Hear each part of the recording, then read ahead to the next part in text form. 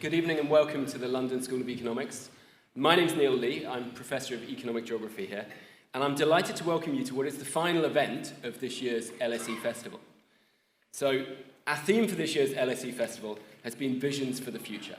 So we've been hosting a series of events looking at threats and opportunities of the near and distant future, and what a better world could look like.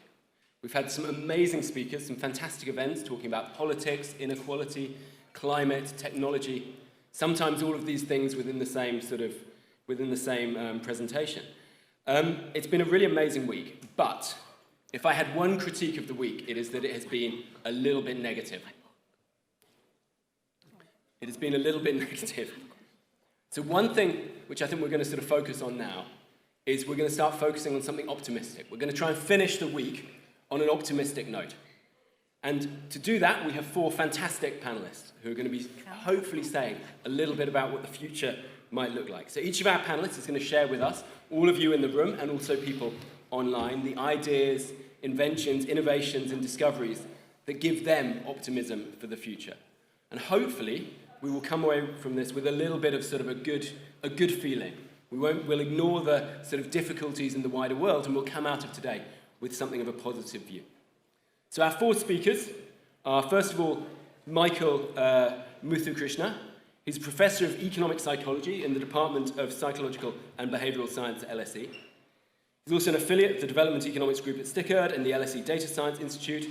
He's founder of LSE Culturalitic, a new approach to culture and diversity, co-founder of the London School of Artificial Intelligence, scientific advisor to an AI startup, Electric Twin, and he's got a fantastic book, A Theory of Everyone, Who We Are, How We Got Here, and Where We're Going, that was published by Basic Books in 2023, and which is going to be available to buy after the session. Next up, we have Roger Highfield, Science Director of the Science Museum Group, Fellow of the Royal Academy of Engineering, Royal Society of Biology, and Academy of Medical Sciences. He's also a visiting professor at the University of Oxford and UCL, a member of the UKRI Medical Research Council. He's also written 10 books, so he's also sort of written lots of books. We think they're going to be on sale afterwards. We're not totally sure. If they're not, I expect you to buy all 10. Okay? Yeah. Following that, Suhair, I don't know if you've written a book yet, but it's probably only a matter of time, I would imagine. Someone told me to do it so I could sell something after talks. Yeah. Apparently I'm too academic for the mass market. Well, so Suhair, we're very pleased to welcome her today. Technology entrepreneur and creative leader, founder of Open-Ended, a platform and incubator for creative technologists working with artificial intelligence. Her work centres on impact-driven work at the intersection of design, culture, and future-facing technology. She was at Google and Google Arts and Culture for over a decade, where she led initiatives merging cutting-edge technologies with arts, design, culture, education, and environmental sustainability. And we're also very pleased to welcome Isabel Losada, best-selling British author, journalist, and public speaker who combines humour with a serious look at her subject matter. She's worked as an actress, a broadcaster, and a public speaker, as well as a comedian and author. Isabel is the best-selling author of 5 previous books, including Battersea Park Road to Enlightenment. 7. I'm 3 behind Roger. Isabel is the best-selling author of 7 previous books, and you have to buy all 7, including Battersea Park Road to Enlightenment, which has sold over 100,000 copies in the UK. I'm an academic. We don't sell that many books, so 100,000 feels like quite a lot. The second edition of her acclaimed book, The Joyful Environmentalist, How to Practice Without Preaching, has been published this April by Watkins Publishing and is available to purchase at the end. If you're on social media, the hashtag is LSE Festival. If you have a phone, which presumably is almost everyone, put it on silent, please. And there will be a podcast after today, so careful what you say, because it goes online and gets listened to. In terms of the format, we're going to ask each of the speakers to go in turn with a sort of introductory statement. Then there's going to be some questions. If you're online, you can submit the questions via the Q&A box. Please include your name and affiliation and keep them relatively short. If you're here, welcome as well, and we will be doing the usual sticking your hand up thing. And actually, one thing which we're going to do slightly differently tonight is we don't just want questions. We're also interested in whether you have reasons for optimism. Are there things you think the panel have left out, which you think are boding well for the future of the world? Are there things which you think we should be considering in our discussion tonight? So, without any further ado, if I could hand over to Michael. Thank you. All right, thank you so much. So a lot of my research started in human evolution, and I'm going to spare you, the last 5 to 7 million years of it, and just say that the Industrial Revolution that happened in this country 2.5 centuries ago was an inflection point for humanity. So if you look at just about any measure of progress, health, lifespan, child mortality, size of our cooperative groups, or even overall violence levels, everything looked better and better. It just, like the hockey stick just goes up. Prior to that, it was kind of this Malthusian world.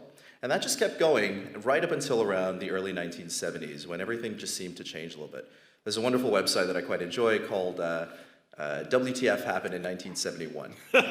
And all it is, it's just a website with a series of graphs. I encourage you to go to it. And all of these graphs just show everything coming apart in society around the early 70s. So you see inequality shifting around the world. You see the kind of working class being left behind. We see all of the, the problems, the seeds of the problems that we face today emerging at that moment. So that was about 50 years ago. It's a little bit difficult sometimes to be optimistic in a world where we have war on the horizon once more, right? Europe got a Nobel Prize for peace on the continent, just being peaceful for a little while. And now, in Ukraine again, we see war once more. Economic growth has slowed in this country. Many people have been left behind. Our societies are being torn apart, actually, by cultural differences, by economic differences. And with slowed growth, all of that progress that we made around the reduction in extreme poverty has slowed down and in some cases reversed. Inequality too. But there are actually many reasons why I'm incredibly optimistic, even in laying out that story. The first is that one of the privileges of my job is that I get to interact with a lot of young people. And what I see are people who are motivated, passionate, sick of business as usual, and a little bit angry. And I don't want to, that sounds so generic, the young people, they're the future. I want to be a little bit more specific. So groups, I don't know if you've seen, groups like Looking for Growth, who have been doing all kinds of things. Crush Crime is another group, Works in Progress, laying out plans and problems that exist in our society. So in some cases, going out to the tubes. I catch the Central Line, there is graffiti on the Central Line, more than there was 3 years ago. Has anyone seen it? Yeah, on the Bakerloo line as well, I can see some nods. They just went out and they started cleaning it up, which kind of embarrassed the government into actually doing something. So these people are just fed up with business as usual and they're taking things into their own hands. So that's the first reason I'm quite optimistic for the future. The second is that we have new technologies on the horizon that are potentially massively game-changing. So I've argued that part of what happened with the Industrial Revolution was that there's a whole bunch of stored sunlight in the ground, effectively. So peat turned to black rock in terms of coal.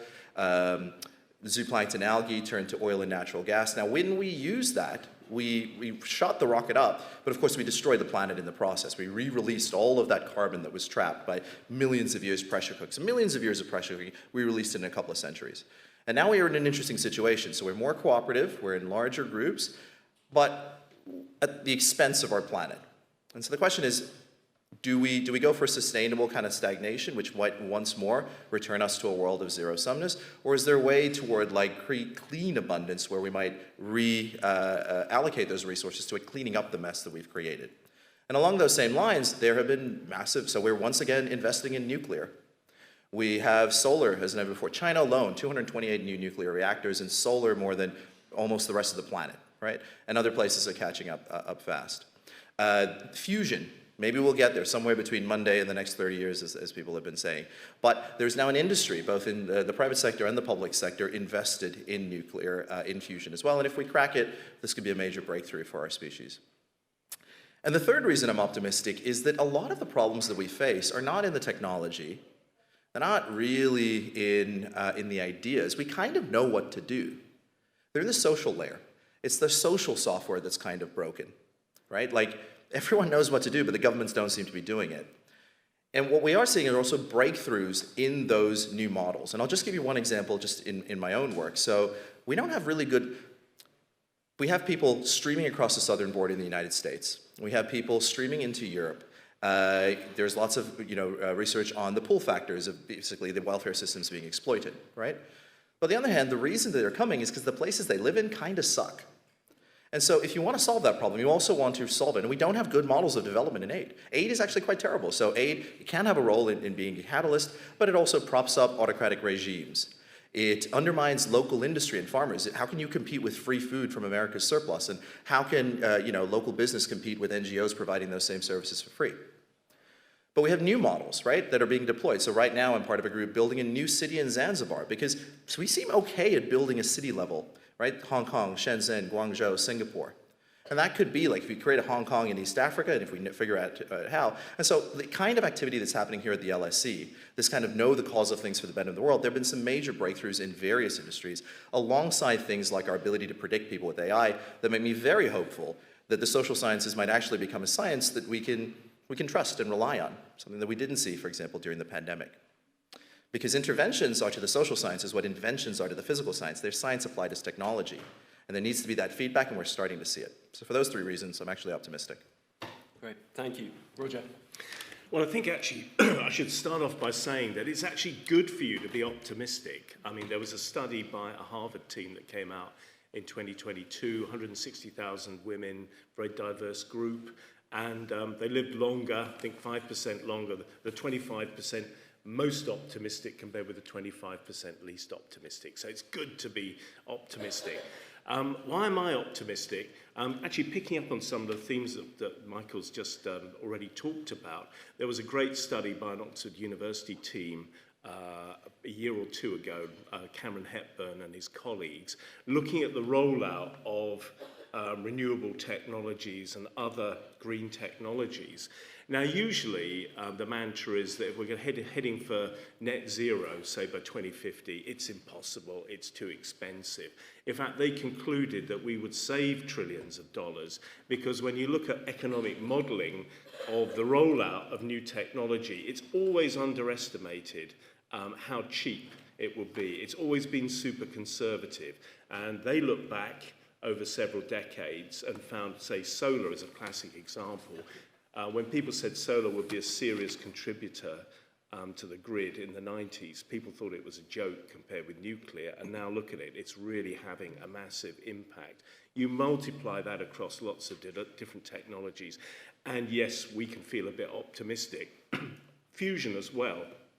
I wrote for the Telegraph for 20 years, and yes, you know, I covered JET, Joint European Torus and Culham in the 80s, and the kind of incremental milestones towards harnessing the power of the sun. Now the British government's actually talking about a prototype power-producing fusion plant in 2040. So although the joke about fusion is it's always 50 years away, I actually think we are beginning to see a real optimism that fusion's a prospect. And in fact, if you go to Oxfordshire, you'll see there's a whole cluster of privately funded fusion startups and so on.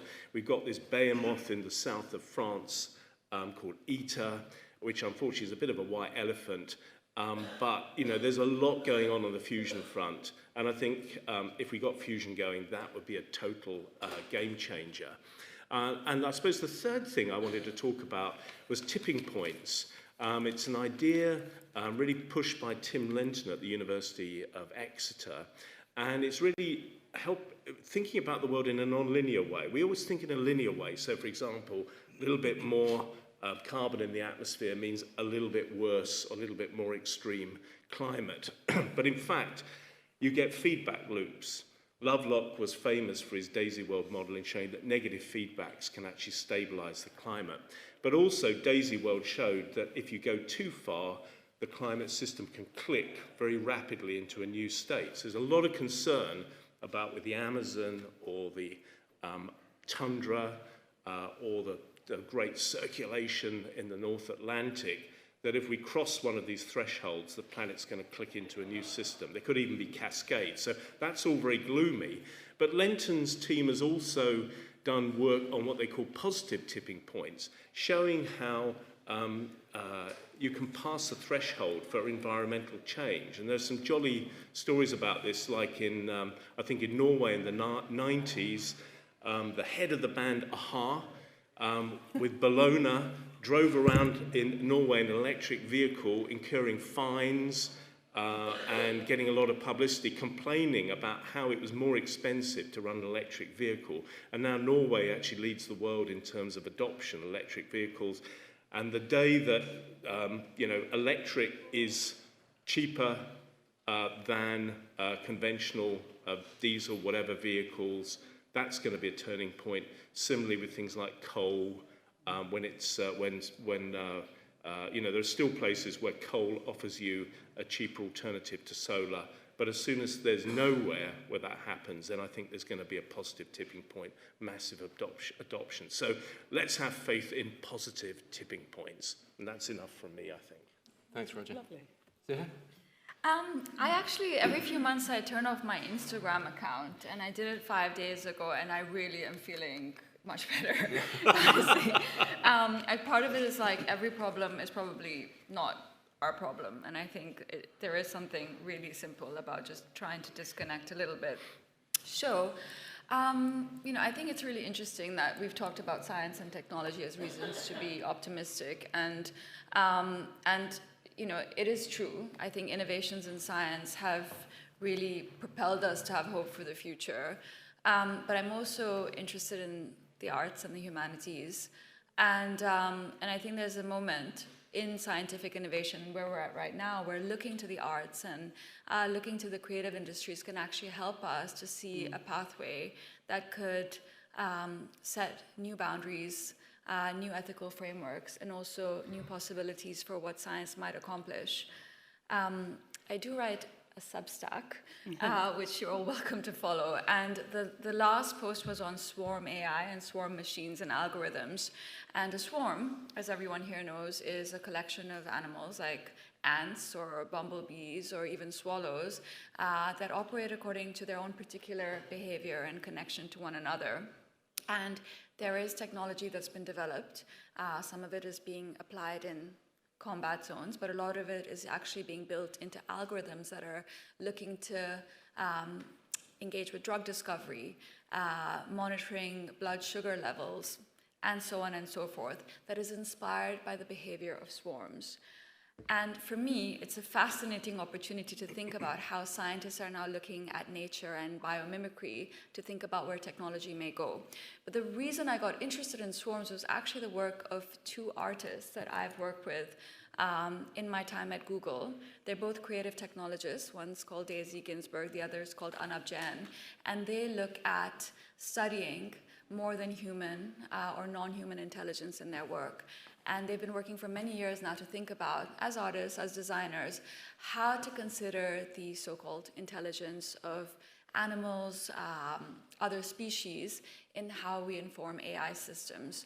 So the reason I bring that up is because I think there's a moment actually with technology, particularly with AI, where we have an opportunity to merge other ways of thinking and other belief systems, not just thinking about creative thinking, but thinking about other spiritual practices, indigenous knowledge, and in forms of intelligence that are not just necessarily logical or cognitive, and how we build technologies for the future.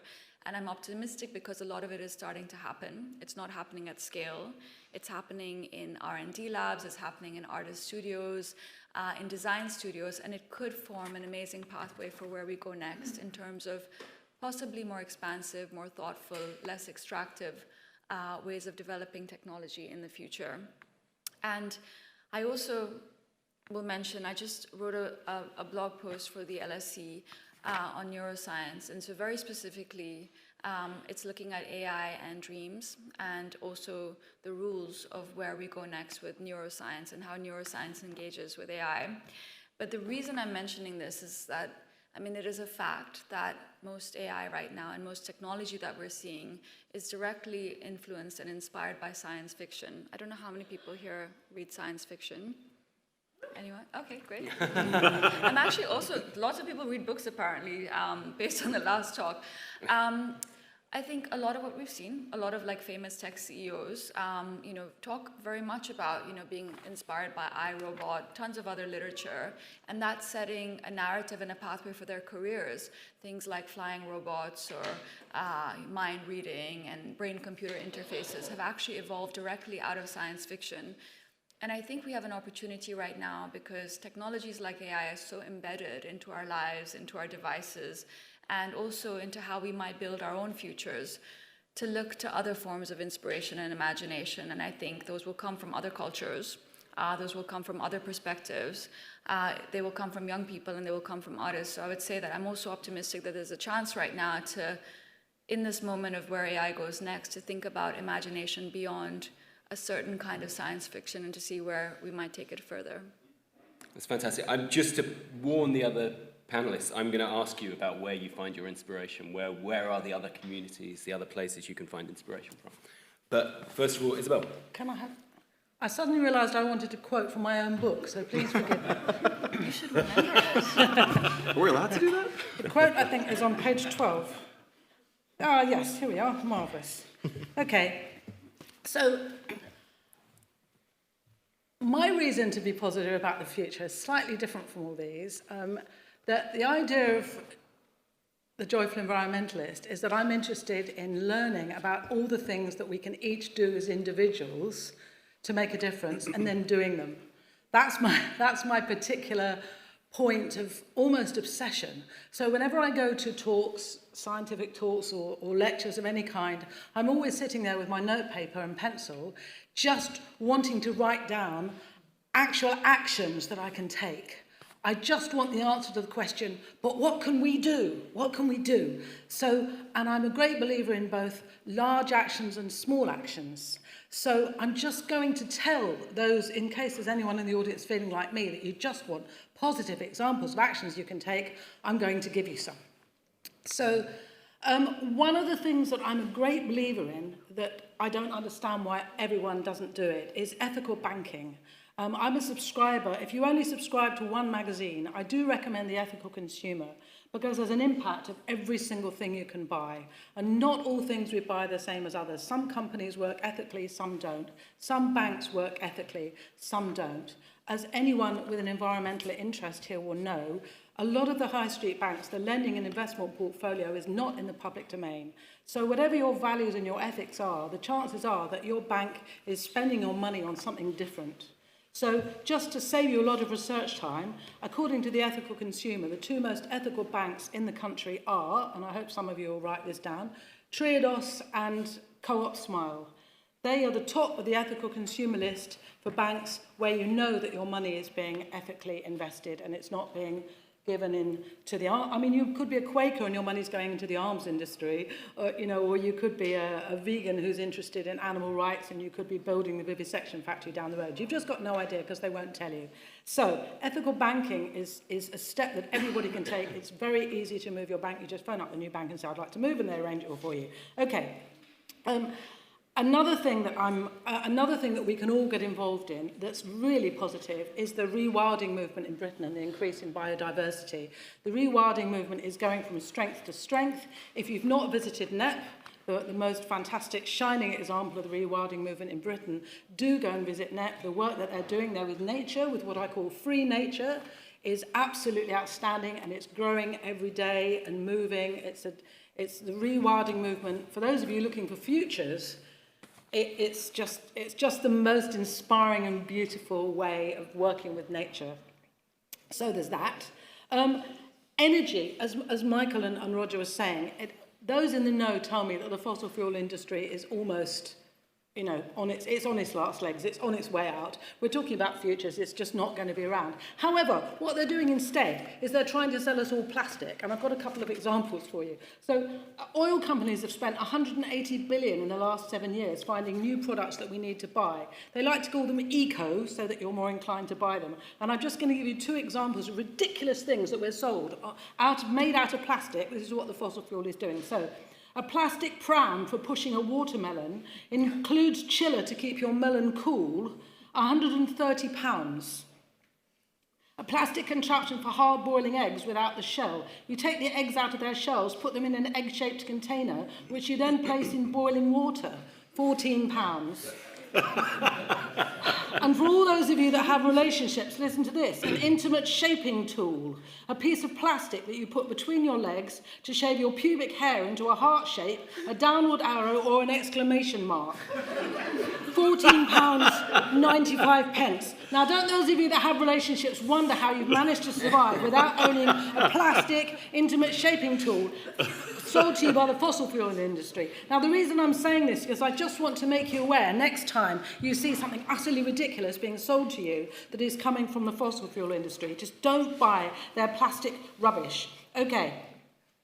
Supply chains. Develop an obsessive interest in where your products are coming from. The ethical consumer will help you, particularly with clothing. I generally say, don't shop. We've all got enough clothes. How do we know? You never see people walking the streets naked. We've all got enough clothes. Stop, please, buying clothes. There's way too much shopping for clothes going on out there. And then I know I've only got 5 minutes, so I must talk quickly. I just wanted to put it, oh yes, if you want to volunteer, don't just plant a tree. In Britain, look up Trees for Life, the charity, and go and help replant the Caledonian forest right across Scotland. Plant 100 trees. Go out there, and I know, you know, they fence off areas for natural regeneration, but they also plant native species. So this is another wonderful way that you can do with your spare time. I've got so many examples. I realise I did say I was going to keep talking to someone, said, can I cut you off? I just want to say a little word about digital pollution. 2,397 tonnes of CO2 are released into the atmosphere every day because of unwanted emails. In the UK alone, 64 million unnecessary emails are sent every day.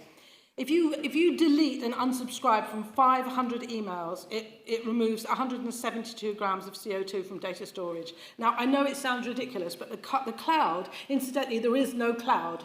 There is no fluffy white cloud up in the sky. We've all been given this wonderful illusion, haven't we? It's all these terrible data centres that are polluting our countrysides. The cloud now has a greater carbon footprint than the airline industry. So please, friends, unsubscribe from as much as you can. This is an action that we can all take tonight. And if you've got 20,000 photographs, please be loving to your loved ones. If you get run over on the way home, no one's going to go through 20,000 photographs. Please delete 15,000 of them and just keep the ones that you really love, because we really have to start being concerned about digital pollution. And if you want another 156 examples of what you can do, then my book is available after the talk. Thank you very much. Wonderful. I think round of applause, actually, I think that's probably the first time that intimate shaping has ever been mentioned in an LSE public event. Delighted to. Probably the last, so yeah. Right, well, they probably won't let me run one again, so so let me start off with this question. So Suhair had this very interesting question about where are the communities, where are the groups, where are the places, where are the species that you look to for inspiration. So Michael, Roger, Isabel, do you have where do you look? So Michael. Gosh, where do I look?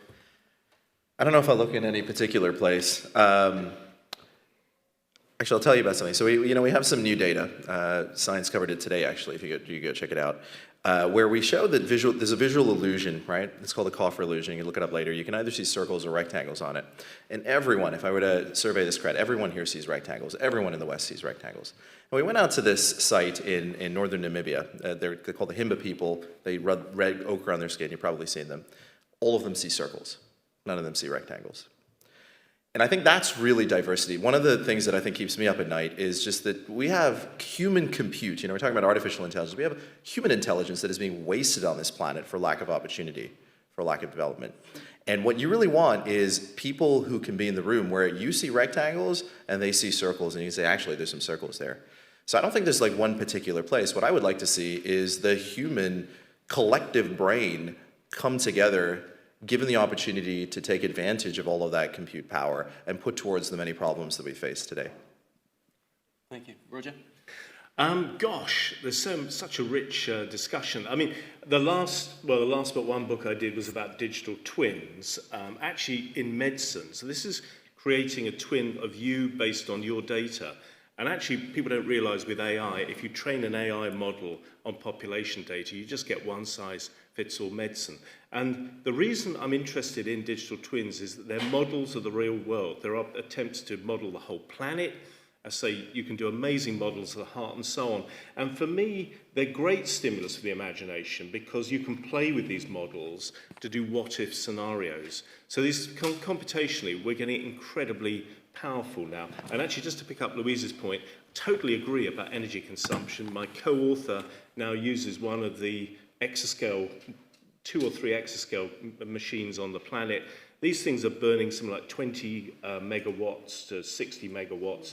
But there is an optimistic future in quantum and analog computing, which does offer low power computing. And on science fiction, we did a whole exhibition around this at the Science Museum. And there are some brilliant examples of how say when you look at why did the Soviet Union beat America in the space race rather comprehensively at the start of the 60s? It goes back to the Cosmist movement in Russia in the 19th century, dreaming about colonizing other worlds and so on, inspired by H.G. Wells and Jules Verne and so on. There were big fairs about sort of space in Moscow in the 20s. It was kind of baked into their culture, this idea of space exploration. So of course the Soviets were the first into space and really beat the Americans for the first half of the 60s. So it shows you the power of sci-fi. One last example, I once interviewed Jerry Anderson,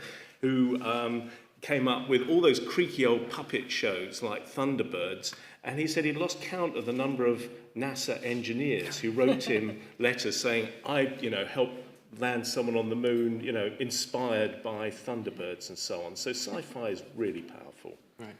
Wonderful. Isabel, I'm going to go to you. Then afterwards, Suhair, I'm going to ask you about quantum, if that's okay. I think where do we go for inspiration is the whole, that's the whole emphasis of my work, because I'm looking all the time for learning about the environment in order to learn what can we do. So I'm looking for huge and small acts of inspiration. I was reading a book today just about ivy, about the amazing power of ivy, which incidentally, everyone tells me, please tell your audiences, it does not kill trees. Don't take your ivy down, it's a myth. It's really good for nature, it's really good for the environment, it's really good for CO2. So even little things like that, I take huge delight in finding solutions, large and small. In fact, I interview a climate scientist in my book, and she says, be a little bit activist. And I love that phrase, because it doesn't sound like we've got to give up our whole lives, but on the other hand, it sounds a little bit intimidating. If I was a local council and I knew there were a group being a little bit activist, I'd be a little bit intimidated. And and I think we can all find ways to be a little bit activist, which work for us, combine our other interests, and have an impact on the planet. So I'm always looking for what inspires me in terms of what can lead to action. Right. We'll come to the audience in a moment, but Suhair, Roger was optimistic about quantum. Is he right? Oh, yeah, Roger's right about everything. Steady on. So I have many things in my head right now because such interesting thoughts. I'm really excited about quantum. I think that it's a frontier technology that could, in many ways, supercharge how technology is evolving right now. I think there's already applications of quantum technology in transportation, obviously in defense, in imaging. I didn't know until recently that GPS is actually built off of quantum mechanics. And I think that speaking of usage of energy, quantum, for now, quantum computing is not necessarily going to require new data centers. It will be built off of what's existing, which is also good. I do think that it will take time. The hardware for quantum in many ways has not fully been built or developed and won't be. And I think it requires,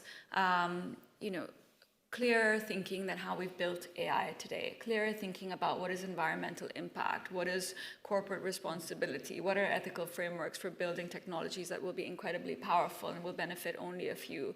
So I think the bigger issue is how we think about how society and government deals with a new technology than necessarily the technology itself, which is going to, in many ways, transform scientific research and how we live. The other thing I was going to mention was just books. I think there seems to be some students here, and I just think reading, you mentioned James Lovelock. His last book was called Novacine, and he was in his 90s when he wrote it. And so he's a chemist, and he wrote the famous book on Gaia theory, but he also had an incredible career as a scientist. And in his last book, he kind of all bets were off, I guess, and he wrote what he really thought. And he talked about machines in some way, I guess, replacing us as humans and taking us to the stars and kind of being kind of the reason that we as humans end up accomplishing our dreams of going to outer space or to Mars or to other galaxies, because we physically couldn't do what machines that we built could do. So it's quite dystopian, it's quite intense, it's almost science fiction, but he speaks as a scientist. And I often think of that book, and you mentioned him, because it just charts a path forward that we wouldn't have been able to think about ourselves. And I think reading and going deeper and understanding subject matter as written by experts or people who have the time and the expertise to put ideas down beyond just a paragraph or a Substack post is actually where most of us will find our inspiration, whatever the field. And I think we've become incredibly siloed in how we see the world, and also, you know, most of where we could go next with imagination or with technology is through depth and expertise, and that's what will drive technology, at least in the future. And I think we just need to keep coming back to that. Great, thank you. Can we try and disagree with each other a bit more, though? It's like everyone's too nice on this panel on optimism. I'm not going to disagree with optimistic. Roger, but I'll pick on someone else. So, questions from the audience, please. And also, if there's things you think have been missed out, which are good reasons for optimism, we'd like to hear them as well. Oh, yes. So, we'll go the gentleman here in the green. I'll take...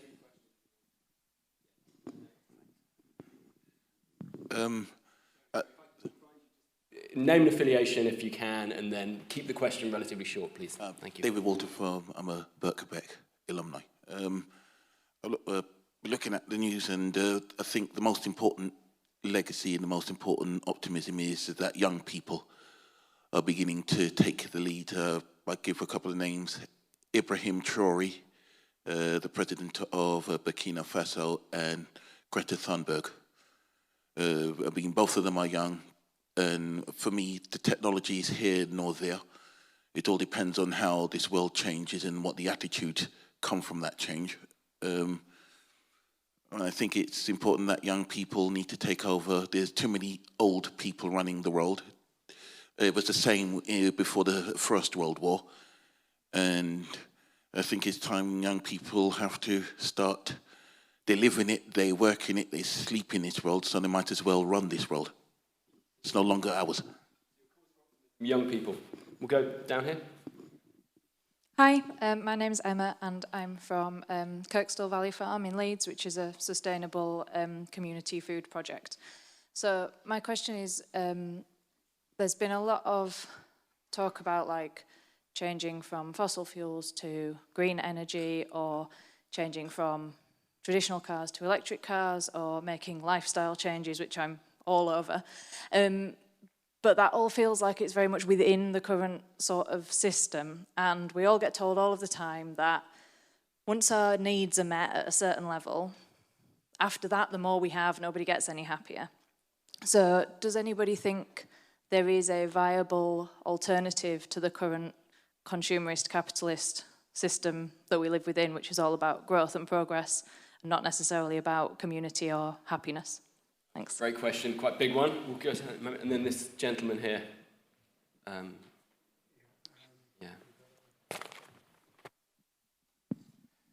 Thank you all very much. That was a tour de force. The name's Ewan Grant, UK Defence Forum. I've been broadcasting a lot on the Ukraine war, and I'm a natural pessimist, so my question needs to be read in that light. Where do you see the positive outcomes, whether intended or not, of the move towards peer nation armed conflicts? Technologies will be created which can have spin-off effects for good as well as for ill. What worries me is that many people are not recognizing that, and rather closing their minds to rather awkward facts that these can be used for good purposes. And I think that's just giving, sadly, too many of them, the Greta Thunbergs and so on, that's giving a green light to Presidents Xi and Putin. Thank you. Silver linings of war. Who wants to go first? take some of those. Michael, could I ask you to? I was going to defend growth and progress, so maybe hear from me. You want me to do that? I want you to do that, yeah. I think the trouble with so growth and progress, if the pie grows bigger, it means that you have an opportunity to take more of it. And if you shrink it, or that was the world we lived in really for most of our history, it means that if someone gets more, you get less. So it's true that at an individual level, you don't necessarily want more and more, but in a world in which every country is competing with every other country, and every company is competing with every other company, and everyone wants more than your neighbor, all that slowing growth does is it just entrenches everything. So you might say, okay, E.O. Wilson, who is an entomologist, he worked on insects. He said, "I love communism. It's a great system. It's just the wrong species." And I feel that way around, a lot of these things. It's like these are great ideas, but it's the wrong species. So what I would advocate for is more abundance and growth, but in a way that doesn't destroy the planet. Because if you look, it's the places that have wealth that are able to So Australia, years ago I went to the Great Barrier Reef. It was beautiful when I was a child. I went back again, it was bleached. And I went back again a couple of years ago, and they were starting to restore it. Why? Because Australia has resources to be able to do that. If you're poorer, you have to cut down rainforests in order to feed your people. And if you have wealth, you have options. So I don't think it's so much growth and progress, it's how we use that growth and progress, how we choose to allocate it to bigger yachts and more of what we don't need, or toward cleaning up the planet and toward, a greener and more abundant natural future. Roger? I suppose actually I can sort of talk to what David and Emma were saying, really by going back to positive tipping points, which start off with people doing things. So I completely agree about young people. In fact, Tim Lenter, when talking about positive tipping points, talks about Greta Thunberg, for example. And Emma, I wish we could do a kind of experiment where we could take everybody and make them live like a hunter-gatherer for like a month. And then I think when they returned to today's world, they would hopefully not be as materialistic and treasure fewer possessions and so on, respect biodiversity, because although we talk about climate change, the biodiversity crisis and climate change are really two sides of the same coin, and maybe get off this treadmill of ever-increasing consumption and treasure resources like water, which we rather take for granted, but actually if you look at projections. So I'm hoping, but I've got to end optimistically, positive tipping point philosophy, and people like Greta is going to get us all in a better place, I think. Suhair? Yeah, it's incredible that we're all talking about her and sort of how she operates as a leader of a movement that is so decentralized, so dispersed, and evolving so much. I also wonder, can we actually shift? Because you said growth. At the end of the day, what is growth? I think we have to completely redefine what growth is. Growth is not just the fact that, sorry, I'm disagreeing with you. Australia is a very wealthy country and can therefore fix its coral reef. Ocean temperatures have risen all over the world. In fact, the only corals that are now being regenerated are of particular species that can survive in the new normal. That means that biodiversity has been permanently altered, which is a necessary outcome of human progress and growth. So fixing that isn't necessarily an outcome. And I agree on the point on allocation of resources and inequality. But at the end of the day, I work in tech. I have, for most of my career, very few people are going to get the spoils of this era, and very few people are going to make decisions on where resources are allocated. And so, we have to fundamentally reimagine what growth is, and it should be probably in universities and institutions like this that it's happening, but it doesn't seem to be happening. So I don't have the answer for it, but I just don't think we can assume that business as usual continues. On war, I'm half Indian, half Pakistani. I grew up in Islamabad in the war on terror, so I've seen many sides of it, and what I do know is that people who live through conflict end up, of course, being damaged in many ways, but it does create a different kind of empathy for suffering. And I think that if there's any hope we might take away with what comes next is that people who are going to suffer, who are going to be the direct kind of respondents to war who are not playing video games and throwing AI-generated drones and weapons down in other countries are the ones who will probably be part of a movement that could change things. And unfortunately, that's also a lot of people right now who we could look to mobilize. Isabel. Do you want to go on the growth point? Yes, I will take the growth point. I thought it was almost established now that, I mean, I'm disagreeing too, evidently, on growth, because I just don't see it working. I don't see more happy people. I don't see richer people being happier people. I just don't see it around me. I see society less and less happy. Communications, families breaking down. Growth isn't helping us. It's not saving them. It's not clearing up the environment. It's destroying the environment. And I think, you know, all the great environmentalists, I mean, Thoreau said, simplify, simplify, simplify. And I think it's almost, I mean, I thought it was almost proven that when we live simpler lives, we live with less, we appreciate more what we have, we see more what we have. I mean, even on a day-to-day basis in your homes, is it have nothing in your home that you do not know to be useful or believe to be beautiful. And then we see what's in our homes and we appreciate them, and so simplicity and environmentalism, I think, go together as natural companions. So yes, I'm not a component in growth, but I'm hoping that you're going to use your growth to, I'm delighted you're going to use your growth for the sake of supporting nature. I look forward to seeing that. Do you want to come back on? Yeah, I do. So, I mean, two things, right? So one is that I have no qualms, like growth has harmed the planet. It has reduced biodiversity. I mean, this country is a garden. It is a biodiversity desert, actually. We killed the last wild animals in the 17th century or something like that, right? Yeah. No qualms there. Growth has also led to longer, more prosperous, healthier lives in a way that almost nothing else. It's all around the world, that's what people are clamoring for. It's a matter of what we do with that. So I have no qualms about like giving people the options to live more simply. It's a kind of pathway to poverty or enforced poverty that is a bit of a problem. You talked about hunter-gatherers. So someone who actually works with semi-nomadic pastoralist people, hunter-gatherers are actually a degrowth society. And on the back of that, they're low productivity and they live quite difficult lives, actually. You know, they go through famine and so on. And what has happened in the course of human history is that we were hunter-gatherers right up until around 10,000 years ago when we moved into agriculture. And what ended up happening was that agriculturalists, because they were able to grow, pushed out the hunter-gatherers to the margins where they still live today. So where do hunter-gatherers live? In the deep rainforests that are harder to clear, or in the deserts. And this kind of pathway, this thinking of of not letting the line go up in some way, but in a way that's actually better for our planet, will lead to this continent or this country being replaced by those who choose to grow. If you decide not to have children, that's fine. It just means the end of your lineage at the expense of everyone else's. That's a law of life. Great. I'll move on to, if we can get some questions. Do we have online questions? Yeah, if we could have a couple of those. We have one question, actually, from Aditya Kumar, undergraduate student in economics from India.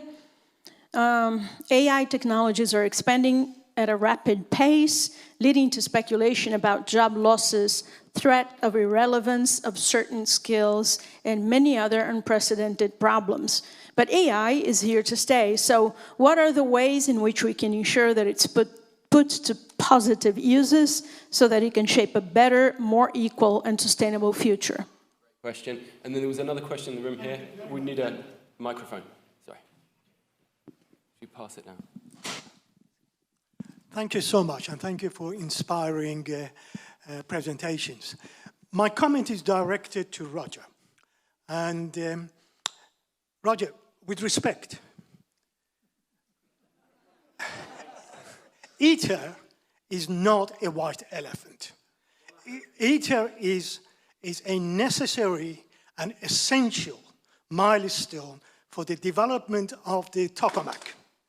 And it is part of the development of the tokamak. Therefore, as I said, with respect, I enjoyed your talk, but that is quite erroneous to actually say that it is a white elephant. Just to add some data on that. Thomas Orbitz, expert back in the industry in the meantime.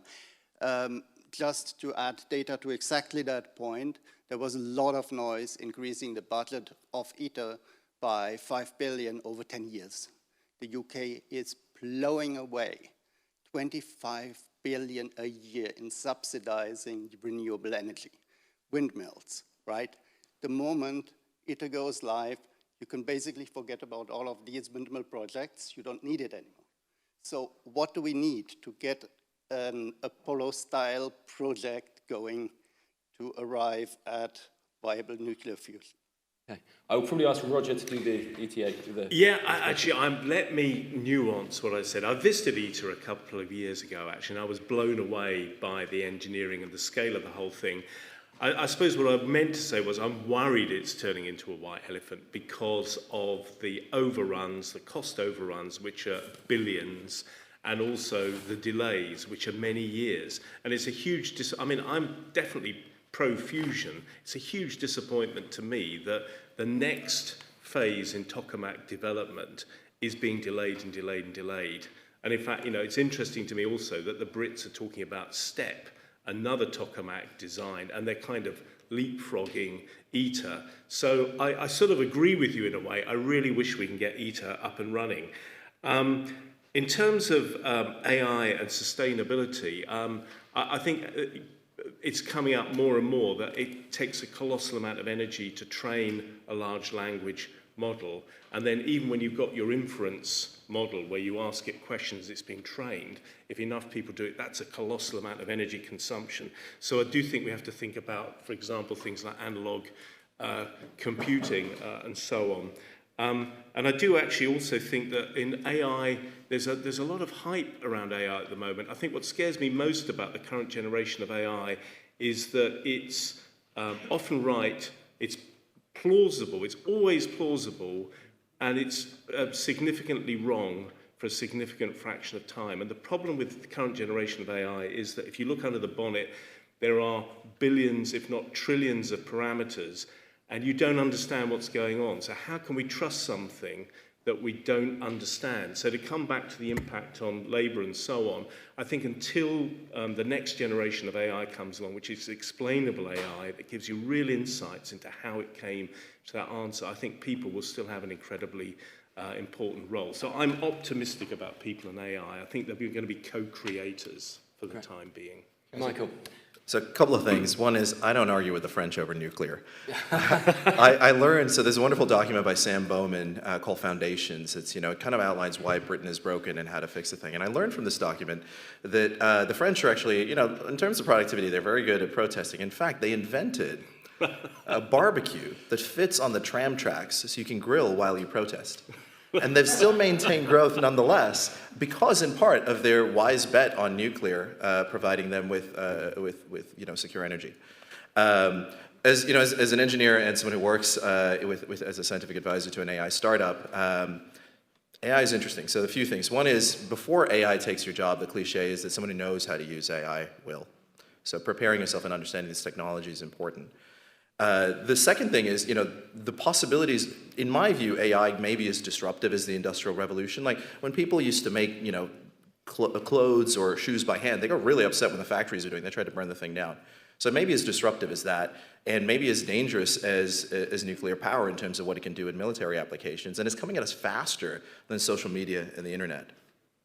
So how do we kind of account for this? One of the things I am actually concerned about is the centralization of the foundation models and control over that. And I do think we need to rethink the way that we tax and we reallocate. So I'm a big advocate of, for example, land value taxes as a tax base that can't flee the country, that is fundamentally redistributive generation by generation. And I would love to see it replace income tax, which at least in the United States only emerged in 1912, sales tax, inheritance tax, and the whole lot. But I guess we need ways of figuring out how to give everyone a share, because what money really is a choice over how we spend our energy budget, how we spend our goods and services. And when fewer people have that choice, well, it means they have fewer choice. I'm up for applause as well as disagreement. I feel like I don't want this just to be about AI, so I would love to. Well, on the subject of energy, I'm sorry, it sounds like I'm being very simple, but I keep drawing it back to us. But the energy companies are like the banks, in that some of them is just greenwashing. There are two companies in the country at the moment that, again, are called to ethical consumer. This isn't my opinion, I'm reporting the work of good research organisations. The two that are best in the country are Ecotricity and Octopus. You might like to look at who is providing your energy, and one thing we all need to do is use less energy in our homes. We need to start there. We need to get off the grid. We need to be self-sufficient in terms of our energy. And I mean, if you have money and you don't have a solar panel on your roof, then it's a really good way to stop using the energy on the grid and become an expert. If you're going to have an expert subject, be expert in your energy use in your house. The number of people I visit, they have their sofa right in front of the radiator. All they've got is hot sofas. They're not thinking about how the energy goes around the house or where the heat's coming in and out. And I mean, that one of the first things the government says is we need to all lower our personal energy use. So I keep drawing it back to what can we do? We can check we're not with one of the least ethical energy providers in the country. We're not giving our money to people that are basically telling us lies. So... Yeah, so I love that. Thank you for sharing that. I just wanted to say about this whole AI and like collective intelligence and then everything and everyone is like, I think that is a source of great panic and also helplessness for all of us. So I also don't think that AI is going to take everyone's jobs immediately. I know there's a lot of literature and writing and kind of how structurally it will change everything. Well, we haven't really seen that yet. And I think we should be really thinking about like where it can be used in a targeted way to help with efficiency, to help to improve creative processes, to help reduce energy usage and so on and so forth, not assuming that what we read in the news and the headlines about it destroying everything or taking over everything are true. And I think as educated individuals with critical thinking, it's just really important to keep reminding yourself of that. Is that if you understand how technologies are used, you can also understand where they go and how they're applied. Secondly, yes, of course it's not that good yet. I think, in fact, if anything, AI content is excellent, but it's really not that good. So when you listen to an AI-generated podcast or you read an essay written for you, it's reducing our standards for what good and good enough are. And I think that's the thing we should be concerned about, is that what are our standards, what is good enough, and where do we see quality in the future because of what technologies can do, apart from the mistakes that they make. But I think the one thing that is of concern is these like headlines and this idea of how everything will change for everyone, because unfortunately it's going to be asymmetric, it's going to be difficult to predict, and a lot of new evolutions in technology are going to happen in the next couple of years, which will change everyone's kind of projections right now. And I think it's important to keep that in mind. One optimistic thing, which I wanted to add, was around another kind of direction from the arts. So there's two artists who had an exhibition recently at the Serpentine, Holly Herndon and Matt Dryhurst, and they do a lot of work on data trusts, which are actually an evolving space in data ownership in technology, and they actually were able to use the singing of choral singers to create a new collective choir and a new collective performance using AI, taking their voices and creating new output. But what was almost more important was this was an R&D project for AI, for how data ownership may work in the future, for what collective data ownership could be. There's already data trusts operating in industries in various parts of the world. They are difficult to scale, they're more complicated, it takes more time and resource, but there are possibilities to create infrastructures in which your data is yours, even if you're part of a collective. And I think that's a really positive way of thinking about where each of us might think of it not as a huge thing, but as strands that are evolving very quickly. It's wonderful. I'm so pleased we got to end it on a positive note there, which is great. A few things to sort of, just finish off. So, I mean, Isabel made a great point that we shouldn't be buying stuff. The exception is books. Yeah, the exception is books. So if you want to get 10 of Roger's, 7 of Isabel's, 1 of Michael's, Can I just say why books need to be an exception? Yeah. Because we desperately need new ideas and positive new ideas. That's why that's where the source of books can be the source of new inspiration, or nobody would have published them. Yeah. So that's why books are an exception. Yeah, I'd take it. Yeah, I'm sold. I'm an academic. I'm fine with that. So, books are going to be for sale. There are also drinks. This is the last event of the LSE Festival. So I just want to say a few thank yous to various people. So the LSE Festival is like a week-long set of events. It's very difficult to organise. Part of that is because you have to work with academics. So at the back we have Louise and Antigone, who are like two of the sort of people who have to work with us and do it brilliantly. So thank you very much. And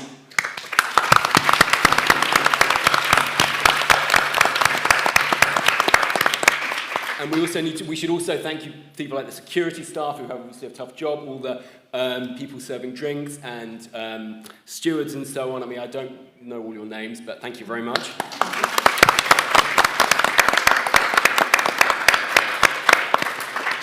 You don't have to clap for this next one, because the next one is you. Thank you very much for coming tonight and watching online. But finally, I think we should thank our fantastic panel who've sent us off in an optimistic note. So thank you very much.